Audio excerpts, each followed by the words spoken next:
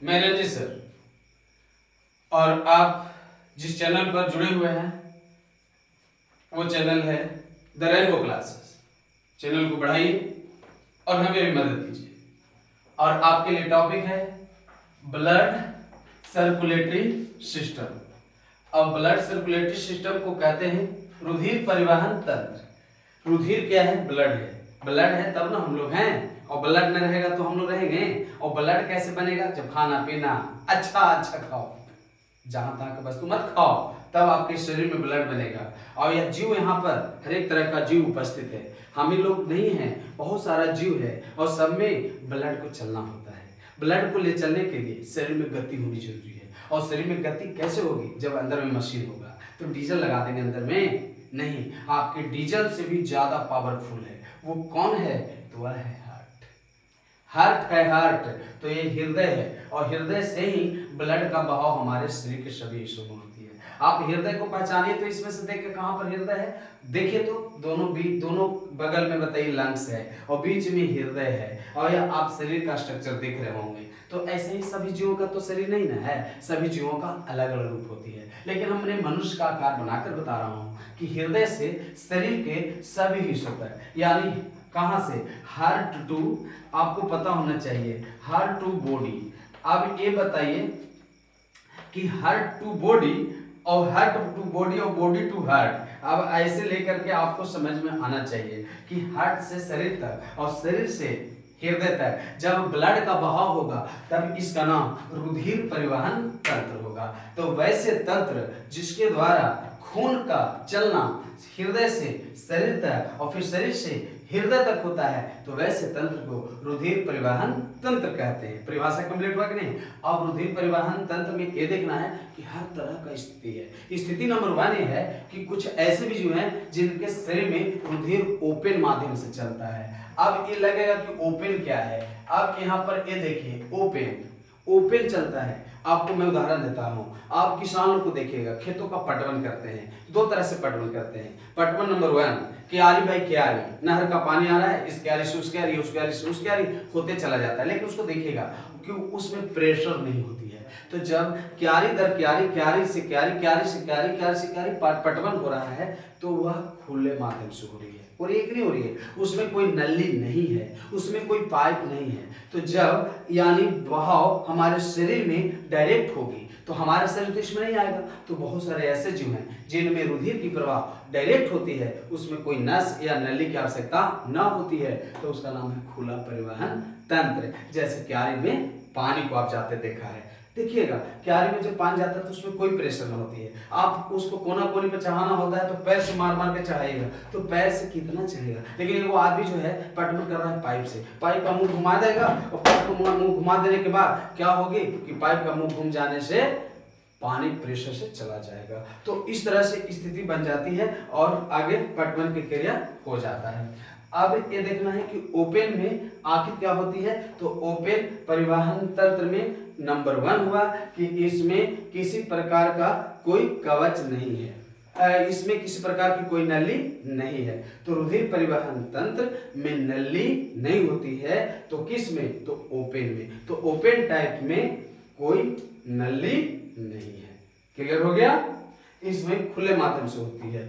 अब क्या होती है कि ऐसे जीवों पर अक्सर होता क्या है कि ऐसे जीवों पर पैर पड़ जाए, दाब पड़ जाए, तो क्या होती है कि वो दब जाता है। तो ऐसे जीवों पर जब दाब पड़ जाएगा तो दब जाएगा, तो ब्लड वही रुक जाएगा कि नहीं। तो इसीलिए ईश्वर ने कहा कि जिस जीवों में ओपन सर्कुलेटरी सिस्टम होगा उसका शरीर की बाहरी जो आवरण होगी ना, वह कठोर होगा, कठोर कवच का होता है। और जैसे में आप जानना चाहेंगे ना, इसमें तेलचट्टा जैसे जीव आता है, कॉकरोच जिसको कहते हैं। तो ओपन में किसको रखेंगे? कॉकरोच को। स्नेल का नाम जानते होंगे, तो इसमें आपको रखते हैं COCK ROACH, और एक स्नेल भी होता है। आप बताइए, तो ओपन सर्कुलेटरी सिस्टम में तिलचट्टा और स्नेल को रखा गया है। इसके ऊपर यदि पैर रख भी दीजिएगा तो ब्लड इसको रुकने वाला नहीं है, क्योंकि ओपन है ना। और यदि कमजोर रहता ऊपरी आवरण तो पैर रखते या दाब देते तो बताओ ब्लड नहीं चलता, मर जाता बेचारा थोड़ा सा भी। थोड़ा समय मर जाता है लेकिन मरता नहीं है, क्योंकि ईश्वर ने इसकी ऊपरी आवरण जो है ना कठोर बना दिया। तो जिस जीवों में ओपन सर्कुलेटरी सिस्टम होती है उसके शरीर की ऊपरी कवच कठोर होती है। कठोर क्या होती है? कठोर होती है। जैसे में तिलचट्टा, स्नेल और भी जीव आ सकता है। क्लियर हो गए कि नहीं हो गए? और यही कारण है कि जिसके शरीर में ओपन सर्कुलेटरी सिस्टम होती है तो उसके शरीर के उस भाग में कोई गति नहीं होता है। आपने देखा होगा, स्नेल को देखते हैं मुड़ते हुए घूमते हुए, देखिए कभी रामदेव बाबा का बर्थडे प्रोग्राम कर रहा हो, नहीं ना, नहीं कर सकता है। आपने देखा होगा तिलचट्टा को नहीं देख सकते, घोंघा को नहीं देख सकते, वही नहीं तो आखिर क्यों? क्योंकि इसमें नस नहीं है। नस जहां है वही मूवमेंट होगा, और जहां नस नहीं है वहां पर कोई मूवमेंट नहीं होगी। तो ये हो गया ओपन। लेकिन हम लोग जब अपना उदाहरण लेते हैं तो हम लोग में देखा जाए तो हम लोग में क्लोज सर्कुलेटरी सिस्टम आएगा। क्लोज। अब बताइए, तो हम लोग का जो शरीर है उसमें क्लोज होगा, तो क्लोज में क्या? नस। और जब नस होगा तो इसमें प्रेशर होगा। तो याद रखिएगा, ओपन सर्कुलेटरी सिस्टम में प्रेशर नहीं होता है और क्लोज सर्कुलेटरी सिस्टम में प्रेशर होता है, इसमें नस होता है। हृदय से शरीर तक ब्लड को ले जाने के लिए नस होता है, जिसे भेन भी कहते हैं। क्या कहते हैं?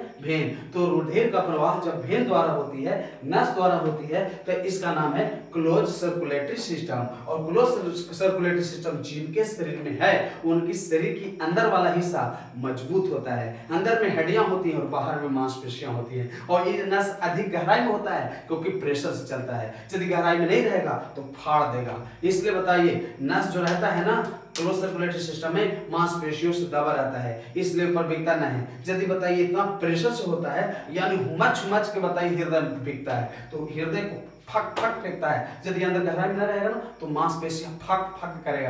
तो कोई से सटल रहिएगा तो फक फक करेगा, तो कहेगा रे फक फक आ रहा है। इसलिए ईश्वर ने कहा कि तू गहराई में रह बेटा, नहीं यदि गहराई में रहेगा तो फक फक करेगा। किसी को बताओ सुता दीजिए एक दूसरे को साथ, और ये फक फक करेगा तो दूसरा का नींद आवेगा? नहीं आवेगा। तो इसीलिए बताइए अंदर गहराई में रहता है ना, फक फक करेगा, है नहीं? हाँ, पूरा अच्छा से कमेंट कर रहे हैं। जंप करेगा? जंप नहीं करेगा, फक फक करेगा, जंप नहीं करता है। तो क्लोज सर्कुलेटरी सिस्टम में रुधिर की प्रवाह प्रेशर से होती है। क्लियर हो गया?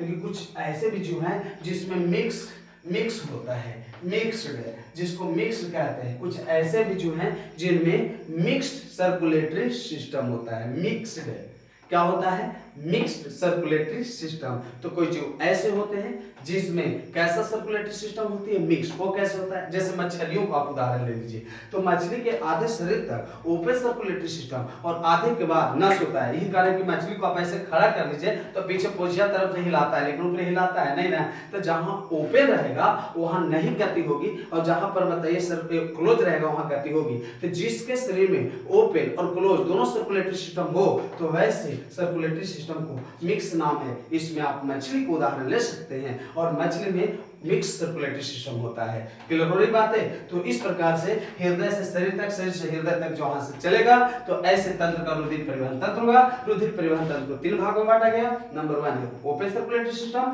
दूसरा है क्लोज सर्कुलेटरी सिस्टम, और तीसरा है मिक्स सर्कुलेटरी सिस्टम।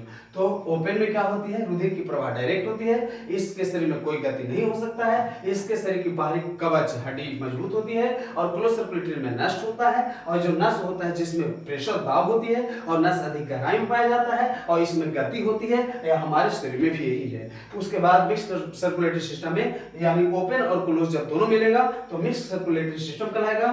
इसमें आधे शरीर में गति होती है, आधे शरीर में गति नहीं होती है, और इस अंतर्गत मछलियों को रखा गया है। तो टॉपिक आप लोग को अच्छा लगा होगा, लाइक कमेंट कीजिए, शेयर कीजिए, वीडियो को सब्सक्राइब कीजिए। आज इतना ही, और जरूर आप नए चैनल पर होंगे तो सब्सक्राइब करना मत भूलिए। ओके, धन्यवाद।